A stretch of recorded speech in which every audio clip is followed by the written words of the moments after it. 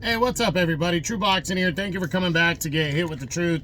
So today we are continuing the True Boxing annual top 10s, as we are going to look at my number 6 junior welterweight in the world right now at 140 pounds, the newly crowned WBA champion, Jose Valenzuela.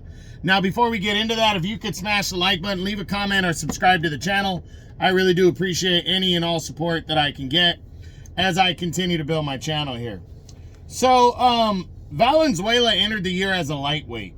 He was coming off of, he wasn't ranked here. He was coming off of his career best win, a revenge and brutal 6th-round knockout victory over Chris Colbert, as he, got back into serious contention after a controversial decision loss to Colbert earlier in the year. And there were some rumors that he was an option for Tank Davis. Well, Tank went on, fought in June against Frank Martin, and Valenzuela was looking for an opponent. So he got a major opportunity to challenge for the WBA Junior Welterweight title against Isaac Cruz on the Crawford Madrimov Riyadh season card.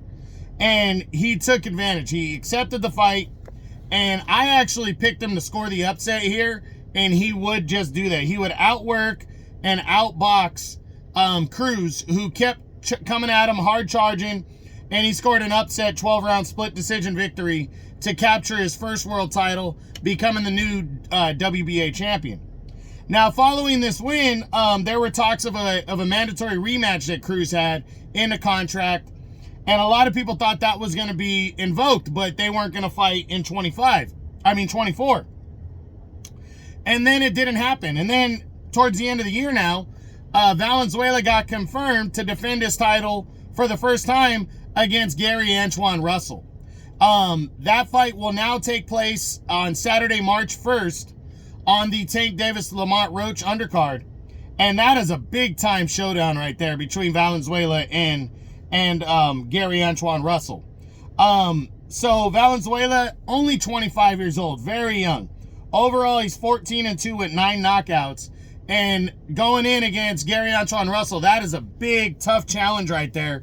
But I'll tell you right now, if Valenzuela can defeat Gary Antoine Russell and keep his belt, he's got only big fights ahead of him. He could end up cashing in on the Tank Davis sweepstakes, or he could end up fighting Cruz in a rematch. I think the book's wide open for him if he can get by Gary Antoine Russell. There's also Andy Hiroka is his mandatory challenger, or his number 1 contender in the WBA right now. And we're going to see what happens, but he has a huge test against Russell, and I really can't wait to see what he does with it. If he's victorious, is there a chance of unification? It just depends on which champion would be down to fight him and if he's interested in that fight. I believe the WBO is kind of tied up for the year, but you never know. The WBC, if Puello beats Sandor Martin, then the PBC has Puello and Valenzuela as champions, and potentially, we could see a unification.